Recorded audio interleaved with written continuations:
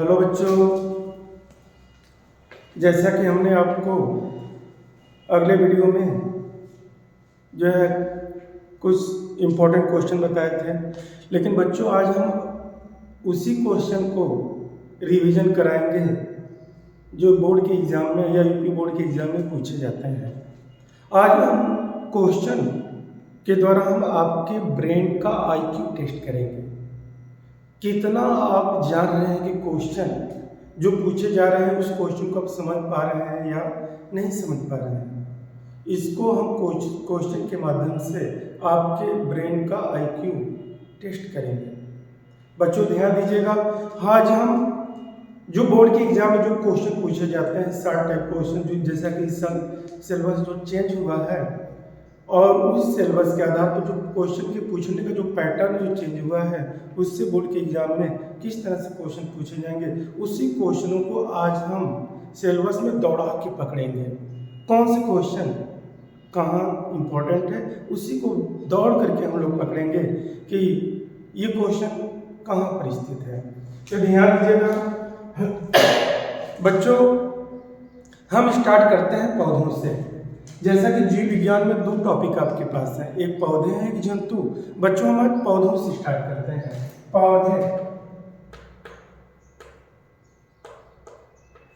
पौधों से स्टार्ट करते हैं। इसमें स्टार्ट करते हैं कि प्रकाश संश्लेषण।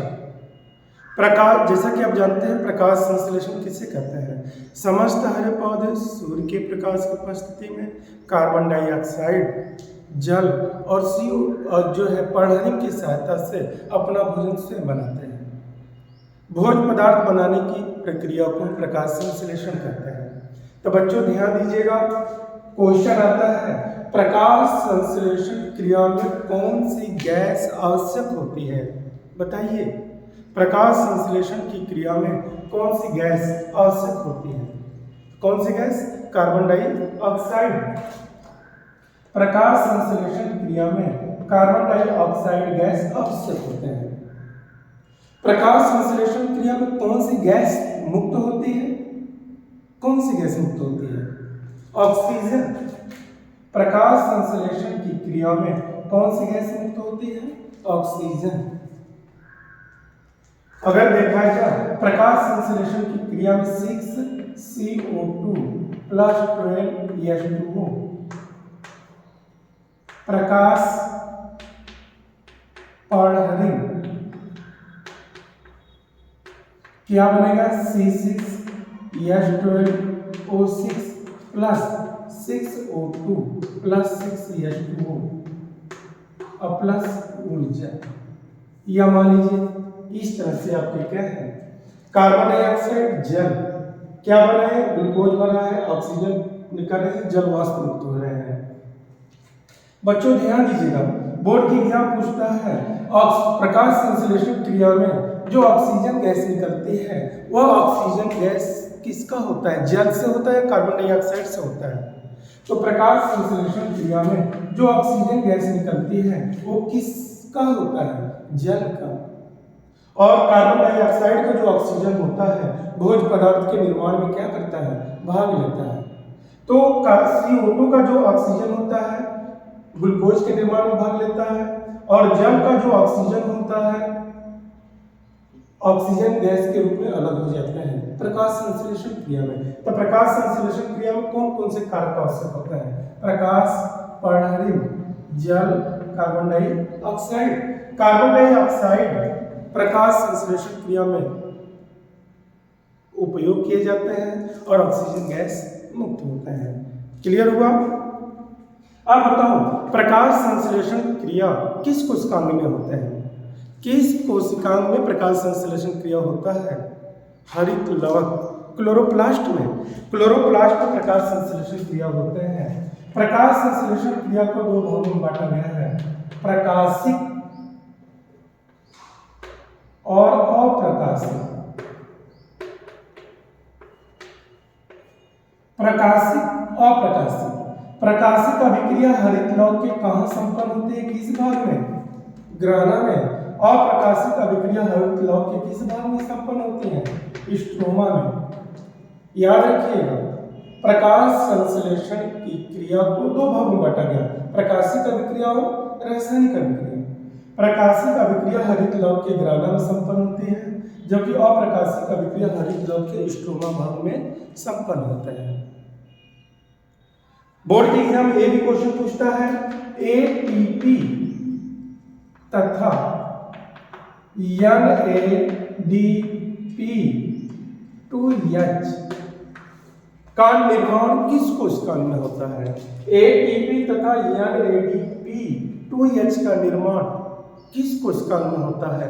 माइटोकॉन्ड्रिया, क्लोरोप्लास्ट, राइबोसोम, गाल्गी का है? तो किस में होता है? क्लोरोप्लास्ट में, हरित लवक में।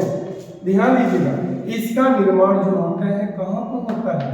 हरित लवक को हम क्लोरोप्लास्ट कहते हैं। ये क्लोरोप्लास्ट होता है।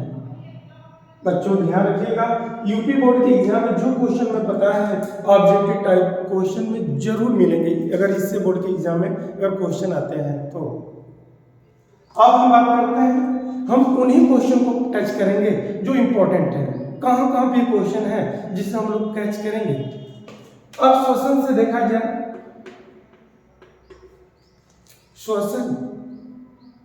श्वसन क्रिया मानव जैसे आपने देखा है, श्वसन क्रिया सांस लेने या सांस छोड़ने की क्रिया को श्वासोच्छ्वास कहते हैं, लेकिन श्वसन क्रिया में अंतर होता है। श्वसन क्रिया में ग्लूकोज का ऑक्सीकरण होता है और कार्बन डाइऑक्साइड मुक्त होते हैं प्लस ऊर्जा मुक्त होता है। इसमें ग्लूकोज C6H12O6 प्लस 6O2 क्या बनेगा? 6CO2 प्लस 6H2O प्लस ऊर्जा। ध्यान दीजिए, श्वसन क्रिया में ग्लूकोज का ऑक्सीकरण होता है, क्या होते हैं? Carbon dioxide. प्रकाश संश्लेषण क्रिया में क्या मुक्त होते हैं? ऑक्सीजन। श्वसन क्रिया में क्या मुक्त होते हैं? Carbon dioxide. श्वसन में ऑक्सीजन ली जाती है, जबकि प्रकाश संश्लेषण क्रिया में कार्बन डाइऑक्साइड ली जाती है।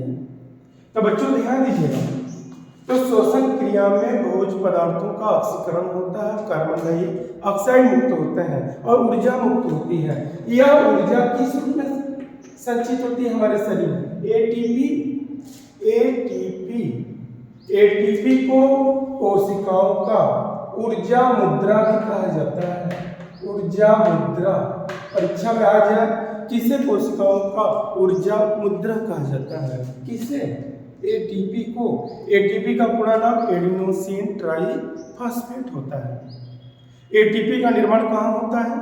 माइटोकॉन्ड्रिया के मैट्रिक्स में संपन्न होता है, या कह सकते हैं एटीपी का निर्माण माइटोकॉन्ड्रिया में होता है। क्यों? क्योंकि अब जानते हैं, पिछले कक्षाओं में पढ़े होंगे कि माइटोकॉन्ड्रिया को कोशिकाओं का पावर हाउस भी कहा जाता है, अर्थात इनमें ऊर्जा का उत्पादन होता है। यह ऊर्जा एटीपी के रूप में क्या होते हैं? संचित होते हैं। तो बच्चों ध्यान रखिएगा, इसमें ग्लूकोज का जो है ऑक्सीकरण होता है और कोशिकीय श्वसन को दो भागों में बांटा गया है, ग्लाइकोलिसिस। ये ग्लाइकोलिसिस है। ग्लाइकोलिसिस की क्रिया में ग्लूकोज के एक अणु का विखंडन होता है और पायरुविक अम्ल के दो अणु का निर्माण होता है। अगर बोर्ड के एग्जाम में आ जाए कि ग्लूकोज के एक अणु के विखंडन से कितने अणु पायरुविक अम्ल के बनते हैं, तो कितने अणु? दो। ग्लूकोज के एक अणु के विखंडन से पायरुविक अम्ल के दो अणु का निर्माण होता है और ग्लाइकोलिसिस क्रिया के संपन्न होने पर कुल 8 एटीपी का लाभ होता है। जानते रहिएगा, 8 एटीपी का लाभ होता है। ग्लाइकोलिसिस क्रिया कहाँ संपन्न होती है? ग्लाइकोलिसिस क्रिया कोशिका के कोशिका द्रव्य में संपन्न होती है। कोशिका द्रव्य में संपन्न होती है। इसे अनाक्सीय श्वसन भी कहा जाता है, क्योंकि इसमें ऑक्सीजन की आवश्यकता नहीं होती है। अगर देखा जाए श्वसन के दो भाग, ऑक्सी और अनाक्सी। ऑक्सी श्वसन की क्रिया में ऑक्सीजन की आवश्यकता होती है और ऑक्सीजन क्रिया में ऑक्सीजन की आवश्यकता नहीं होती है। तो ग्लाइकोलिसिस क्रिया को हम अनॉक्सिक श्वसन भी कहते हैं। दूसरा होता है क्रेब चक्र। क्रेब चक्र क्या होते हैं? क्रेब चक्र भी श्वसन का एक भाग होता है। इसमें ऑक्सीजन भाग लेते हैं, इसलिए इसे ऑक्सीश्वसन भी कहा जाता है। यह क्रिया माइटोकॉन्ड्रिया के मैट्रिक्स में संपन्न होती है। माइटोकॉन्ड्रिया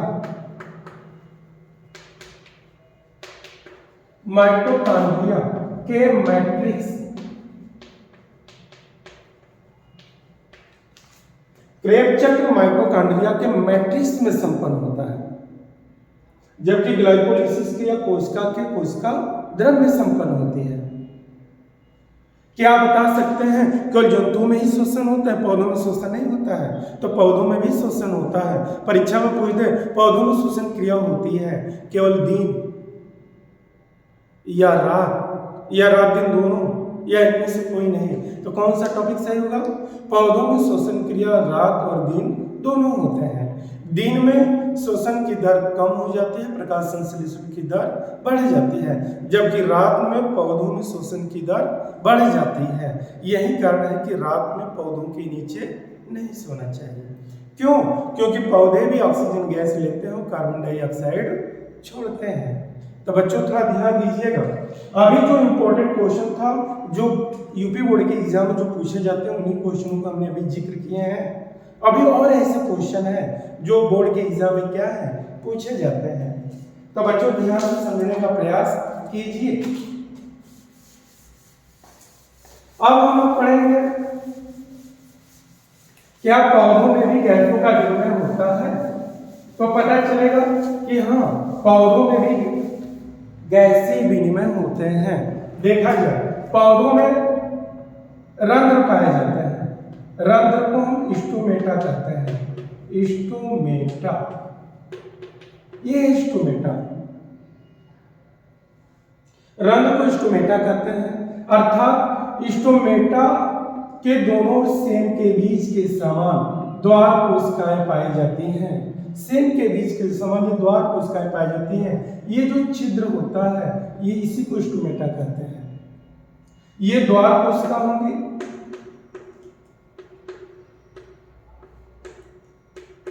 और इस छिद्र को हम क्या कहते हैं? रंध्र कहते हैं। और इसकी जो भीतरी परत होती है वो क्या होते हैं? मोटे होते हैं।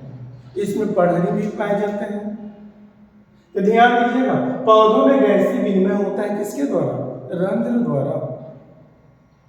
एक टॉपिक और ध्यान दीजिएगा, ग्लूकोज के एक अणु के विखंडन से कुल कितने एटीपी का निर्माण होता है? ग्लूकोज के एक अणु के विखंडन से कुल 38 एटीपी का निर्माण होता है। पौधों में अवशिष्ट पदार्थों को बाहर या CO2 O2 का जो गैसीय विनिमय होता है किसके द्वारा होता है? रंध्र द्वारा होता है। यहाँ तक कि पौधे आवश्यकता से अधिक जल को वाष्पोत्सर्जन द्वारा जब बाहर निकालते हैं तो उसमें भी रंध्र क्या करते हैं? भाग लेते हैं। पत्तियों की सतह पर पाए जाने वाले छोटे छोटे छिद्र को हम रंध्र कहते हैं। इसी रंध्र के द्वारा गैसीय विनिमय होता रहता है। अर्थात हम कह सकते हैं इसी रंध्र की सहायता से O2 CO2 का आदान प्रदान होता रहता है। तो बच्चों ध्यान दीजिएगा, इससे जो संबंधित क्वेश्चन ये थे। अब हम बताते हैं जाइलम। जाइलम एक ऐसे ऊतक है जो पौधों में जल एवं खनिज लवणों का स्थानांतरण करते हैं। परीक्षा में आता है जल एवं खनिज लवणों का स्थानांतरण कौन सा ऊतक करता है? तो कौन सा ऊतक करता है? जाइलम। और एक ऊतक और है फ्लोएम। फ्लोएम पौधों में बने भोजन को पौधों के विभिन्न अंगों तक पहुंचाने का कार्य कौन सा ऊतक करेंगे? फ्लोएम करते हैं। तो पौधों में बने जो भोजन होते हैं उनके स्थानांतरण में फ्लोएम ऊतक भाग लेता है, और जल एवं खनिज लवणों के स्थानांतरण में जाइलम ऊतक भाग लेते हैं। ध्यान दीजिएगा बच्चों, इसमें इस तरह से क्वेश्चन अगर हम पूछे जाते हैं तो इसका आंसर हम कैसे देंगे? हम उन्हीं क्वेश्चनों को रिपीट करा रहे हैं या रिवीजन करा रहे हैं जो यूपी बोर्ड के एग्जाम में आ भी गए हैं और आने के अधिक चांस है। इसलिए उन्हीं क्वेश्चनों पर आपका ध्यान केंद्रित करना चाहते हैं कि कम समय में आप कितना अच्छा मार्क ला सकें। अगला टॉपिक देखिए, जो ये जाइलम और फ्लोएम की बात कर चुके हैं आपने, जाइलम और फ्लोएम, और एक होता है कैम्बियम। कैम्बियम ऊतक होता है। कैम्बियम ऊतक के कारण पौधों के जड़ों तनों की मोटाई में क्या होते हैं? वृद्धि होते हैं। कौन से ऊतक के कारण पौधों की मोटाई में वृद्धि होता है? किस ऊतक के कारण? कैम्बियम। कैम्बियम को एधा भी कहा जाता है। ध्यान दीजिएगा, एधा। तो एधा एक ऐसे ऊतक है जिसके कारण पौधों के जड़ों तनों की मोटाई में क्या होते हैं? वृद्धि होते हैं। इस टॉपिक को आपने देखा। तो बच्चों ध्यान दीजिएगा, अभी हमने पौधों से संबंधित जो क्वेश्चन जो एग्जाम में पूछे जाते हैं ऑब्जेक्टिव टाइप में, उसी तरह के क्वेश्चनों को सॉल्व कराने का प्रयास कर रहे हैं। और इससे संबंधित क्वेश्चन और ध्यान दीजिएगा, अगर हम कहते हैं पादप हार्मोन्स, पादप हार्मोन्स क्या होते हैं? जिस तरह से जंतुओं में हार्मोन्स पाए जाते हैं उसी तरह पौधों में भी हार्मोन्स पाए जाते हैं। बोर्ड के एग्जाम में पूछ दे कि कौन सा हार्मोन्स फलों को पकाने में भाग लेता है? कौन सा हार्मोन्स? एथिलीन। एथिलीन हार्मोन्स फलों को पकाने में भाग लेता है। जबकि पौधों के जड़ों तनों के शीर्ष भाग पर ऑक्सीन हार्मोन्स पाया जाता है। ऑक्सीन, ये ऑक्सीन हार्मोन्स पौधों के जड़ों के और तनों के शीर्ष भाग पर जो हार्मोन्स पाए जाते हैं उसको हम क्या कहते हैं? ऑक्सीन कहते हैं। और एथिलीन हार्मोन्स फलों को पकाने में भी भाग लेते हैं। साइटोकाइनिन, साइटोकाइनिन पादप हार्मोन्स कोशिका विभाजन को प्रेरित करते हैं। कोशिकाओं के विभाजन को उत्तेजित करने का कार्य कौन सा हार्मोन्स करता है? साइटोकाइनिन। एक होता है जिबरेलिन।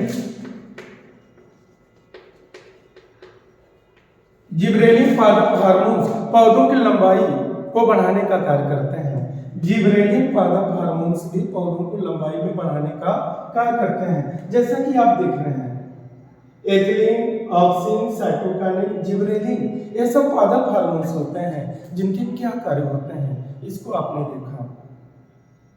और इससे संबंधित और भी क्वेश्चन हैं, लेकिन जो इंपॉर्टेंट है उसी को आप ध्यान दीजिएगा। बाकी सभी क्वेश्चनों को जो है पढ़ने का प्रयास मत कीजिए। और जितना क्वेश्चन आपको हम रिवीजन करके बता रहे हैं, अगर उतना अगर क्वेश्चन आप सॉल्व कर लेते हैं तो अब कोई दिक्कत नहीं होगी। साइंस के पार्ट थर्ड यानी बायोलॉजी, बायोलॉजी के जो 25 नंबर के क्वेश्चन आएंगे उनमें से 20 प्लस नंबर लाएंगे। ध्यान से, सही ढंग से मैटर को अगर ध्यान से देखेंगे तो 20 प्लस नंबर आएगा आपका। तो अभी आपने पौधों से संबंधित क्वेश्चन को देखा। अब हम पढ़ेंगे जो जंतुओं से संबंधित जो क्वेश्चन है जो पूछे जाते हैं उनके बारे में आपको दिखाना है। मैं हमने पादप से संबंधित जो है पाचन से संबंधित क्वेश्चन बता ही दिए थे, पोषण से संबंधित भी क्वेश्चन हमने बता दिए थे। अब आज हम पढ़ाएंगे उत्सर्जन से संबंधित, श्वसन से संबंधित, परिवहन से संबंधित क्वेश्चन बता दें ताकि परीक्षा में इनमें से अगर क्वेश्चन पूछे तो आप तुरंत उसका आंसर दे दें। जरा बताइए यूरिया का निर्माण कहाँ होता है? यूरिया का निर्माण कहाँ होता है? यकृत में। यकृत हानिकारक अमोनिया को किस में बदल देते हैं? यूरिया में बदल देते हैं। ध्यान दीजिएगा, बहुत से बच्चे लिख देते हैं यूरिया का निर्माण कहीं अन्य स्थानों पर होता है, जबकि सही आंसर है यूरिया का निर्माण कहाँ होता है? यकृत में होता है। यकृत हानिकारक अमोनिया को किस में बदल देते हैं? यूरिया में बदल देते हैं। शरीर की सबसे बड़ी ग्रंथि यकृत ग्रंथि। पित्त रस का निर्माण कहाँ होता है? यकृत ग्रंथि में होता है। वसा का इमल्सीकरण कौन करता है? पित्त रस। वसा को तेल की छोटी छोटी बूंदों में तोड़ने का कार्य कौन सा ऊतक कौन सा रस करेगा? पित्त रस। इनके बारे में हमने आपको बता दिए हैं। अब हम बात करते हैं उस जो है श्वसन से संबंधित, देख लीजिए इसमें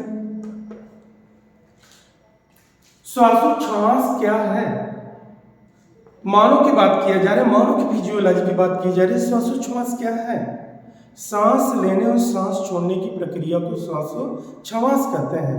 जब हम सांस लेते हैं तो वक्ष की पसलियां ऊपर उठ जाती हैं, डायाफ्राम नीचे चले जाते हैं, फेफड़े का आयतन बढ़ जाता है, दाब कम हो जाता है और गैसें नासा छिद्रों द्वारा फेफड़ों में आकर के भर जाती हैं। सांस लीजिए, शरीर फूल जा रहा है, सांस छोड़िए, शरीर पिचक जा रहा है। इसका मतलब इन निश्वसन, निश्वसन, निश्वसन और एक होता है निश्वसन, निश्वसन, निश्वसन। इसको हम कह सकते हैं इस, इसको कह सकते हैं इन। ध्यान दीजिएगा, वायुमंडलीय गैसों को नासा छिद्रों द्वारा फेफड़ों में भरने की प्रक्रिया को निश्वसन कहेंगे और गैसों को फेफड़ों से नासा छिद्रों द्वारा शरीर से बाहर निकालने की प्रक्रिया को निश्वसन कहते हैं। क्या मनुष्य एक मिनट में कितनी बार श्वसन करता है? 16 से 18। ध्यान दीजिए बच्चों, 16 से 18 बार प्रति मिनट मनुष्य श्वसन करता है। यदि हम व्यायाम करते हैं, दौड़ते हैं, कोई भी एक्सरसाइज करते हैं तो हमारी श्वसन दर बढ़ जाएगी, वहाँ पर श्वसन दर बढ़ेगा। लेकिन सामान्य अवस्था में एक वयस्क मनुष्य 16 से 18 बार 1 मिनट में सांस लेगा और सांस छोड़ेगा। एक बार सांस लेने और सांस छोड़ने में कितनी ml ऑक्सीजन भाग लेते हैं, कितनी ml कार्बन डाइऑक्साइड युक्त गैस बाहर निकलती है, उसकी मात्रा कितनी होती है? 500 ml। 500 ml गैस को नासा छिद्रों द्वारा फेफड़ों भरते हैं और 500 ml गैसों को नासा छिद्रों द्वारा फेफड़े से बाहर त्यागते हैं। ये रहे बच्चों, ध्यान दीजिएगा। कभी कभी चूंकि इसका श्वसन वाला टॉपिक अभी मैंने बताया कि श्वसन ऑक्सी अनॉक्सी प्रकार के होते हैं, ग्लाइकोलिसिस क्रेब चक्र के बारे में बता ही दिया हमने। मनुष्य का मुख्य उत्सर्जी अंग होता है, मनुष्य का मुख्य उत्सर्जी अंग होता है कौन? किडनी, वृक्क, इसको हम वृक्क कहते हैं। मनुष्य का मुख्य उत्सर्जी अंग वृक्क होता है, जबकि मनुष्य का मुख्य श्वसन अंग कौन होता है? फेफड़ा। मनुष्य का मुख्य श्वसन अंग फेफड़े होते हैं, जो दाएं और बाएं भागों में बटे होते हैं। दायां फेफड़ा अगर बात किया जाए तो अगर ये मान लीजिए क्या है, फेफड़ा का स्ट्रक्चर से अगर हम दिखा दें, मान लीजिए फेफड़ा है तो दायां फेफड़ा 3 पिंडों में बटा होता है, बायां फेफड़ा 2 पिंडों में बटा होता है। फेफड़े के चारों ओर एक लेयर पाई जाती है, एक आवरण पाई जाती है। इस फेफड़े के चारों ओर एक आवरण पाया जाता है, इस आवरण को क्या कहते हैं? प्लूरा। क्या कहते हैं? प्लूरा। और फेफड़े छोटे छोटे वायु कूपिकाओं से मिलकर बने होते हैं, जिसकी संख्या लगभग 30 करोड़ होती है। एक फेफड़े में 15 करोड़, दूसरे फेफड़े में भी 15 करोड़ होता है। अर्थात वायु कूपिकाओं की संख्या कितनी होती है? वायु कूपिकाओं की संख्या लगभग 30 करोड़ होती है। 15 करोड़ दाएं में, 15 करोड़ बाएं में। परीक्षा में पूछ दे कि बताइए गैसों का विनिमय कहाँ होता है? फेफड़े में गैसों का विनिमय होता है किस भाग में? वायु कूपिकाओं में। अगर ये वायु कूपिकाएं हैं, इनके चारों तरफ रुधिर केशिकाओं का क्या होता है? घना जाल बिछा होता है। ये रुधिर है, ये रुधिर है। और इसी में से O2 और जो है CO2 का आदान प्रदान होता है। कहने का मतलब O2 रुधिर में चले जाएंगे और जो है रुधिर से CO2 कहाँ चले जाएंगे? वायु कूपिकाओं में चले जाते हैं, क्योंकि फेफड़े में श्वसनिकाएं पाई जाती हैं जो प्रत्येक वायु कूपिकाओं तक पहुंचती हैं और वहां पर ऑक्सीजन गैस युक्त गैस जब पहुंच जाती है तो उसी जगह वायु कूपिकाओं में ही गैसों का विनिमय होता है। परीक्षा में आया, गैसों का विनिमय होता है कहाँ पर? वायु कोशिकाओं में। तो वायु कोशिकाओं में गैसों का विनिमय होता है क्योंकि वायु कोशिकाओं के चारों तरफ रुधिर वाहिनियों का घना जाल पाया जाता है।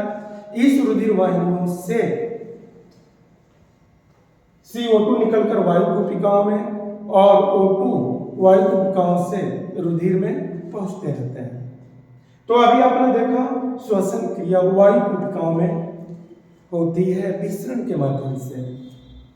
और जो अभी आपने देखा परिवहन संबंधी टॉपिक, हमारे शरीर में जाइलम फ्लोएम संबंधी टॉपिक नहीं पाए जाते हैं, बल्कि हमारे शरीर में प्रत्येक भोज्य पदार्थों के एक स्थान से दूसरे स्थान तक ले जाने का कार्य रुधिर करते हैं।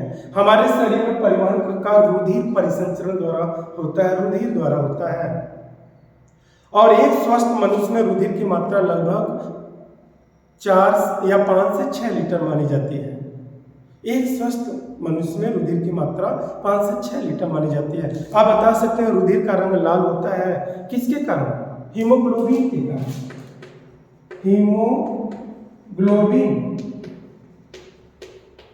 हीमोग्लोबिन के कारण रुधिर का रंग लाल होता है। और रुधिर में 3 प्रकार की कणिकाएं पाई जाती हैं, RBC, WBC, PBC। ध्यान दीजिएगा, लाल रुधिर कणिकाएं, श्वेत रुधिर कणिकाएं और प्लेटलेट्स रुधिर कणिकाएं। तो रुधिर में 3 प्रकार की रुधिर कणिकाएं पाई जाती हैं, RBC, WBC, PBC।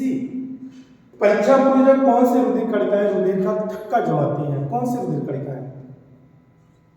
Platelets, PBC। कौन से रुधिर कणिकाएं ऑक्सीजन के संवहन में भाग लेती हैं? RBC। कौन सी रुधिर कणिकाएं शरीर में आए हुए हानिकारक जीवाणुओं को नष्ट करते हैं? WBC। जबकि मानव शरीर में 4 प्रकार के ब्लड ग्रुप पाए जाते हैं, 4 प्रकार के रुधिर वर्ग पाए जाते हैं, A, B, AB और O। मानव शरीर में 4 प्रकार के रुधिर वर्ग पाए जाते हैं जिसे क्रमशः A, B, AB और O कहते हैं। AB रुधिर वर्ग को सर्वग्राही कहते हैं, जबकि O रुधिर वर्ग को सर्वदाता कहते हैं। जबकि रुधिर वर्ग की खोज करने वाले वैज्ञानिक कार्ल लैंडस्टीनर हैं। और रुधिर परिसंचरण की खोज किसने किया था? William Harvey. विलियम हार्वे ने मानव शरीर में रुधिर परिसंचरण के पता लगाया था, जबकि कार्ल लैंडस्टीनर नामक वैज्ञानिक ने मानव शरीर में पाए जाने वाले रुधिर वर्ग का पता लगा और यह ज्ञात किया कि मानव शरीर में 4 प्रकार के रुधिर वर्ग पाए जाते हैं जिसे क्रमशः A, B, AB और O। AB रुधिर वर्ग को सर्वग्राही जबकि O रुधिर वर्ग को सर्वदाता कहते हैं। बच्चों जितने भी क्वेश्चन हमने आपको बताए हैं, इसमें से क्वेश्चन अगर परीक्षा में पूछे जाएंगे तो आप बताने का प्रयास कीजिएगा। जितने हमने क्वेश्चन आपको यहाँ पर उल्लेख किए हैं, इन्हीं में से बोर्ड के एग्जाम में क्वेश्चन ऑब्जेक्टिव टाइप में आएंगे। जितना हमने आपको मैटर बता, इनमें से अगर आपको याद है तो आप आसानी से ऑब्जेक्टिव टाइप क्वेश्चन सॉल्व कर सकते हैं।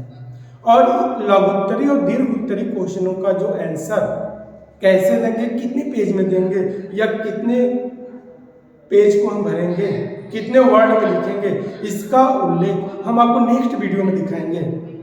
और हमें पूरा आशा है कि जो लघुत्तरी प्रश्न है, दीर्घोत्तरी प्रश्न है, जो इंपॉर्टेंट क्वेश्चनों को जब हम बताएंगे तो आपको और अच्छे से समझ में आएगा। यहाँ तो हमने एक तरह का मैराथन क्वेश्चन को चूज किया, सिलेबस से दौड़ा करके इंपॉर्टेंट क्वेश्चन को कैच किया। इस तरह से क्वेश्चन बोर्ड के एग्जाम आएंगे तो हम उसका आंसर देने का प्रयास करेंगे।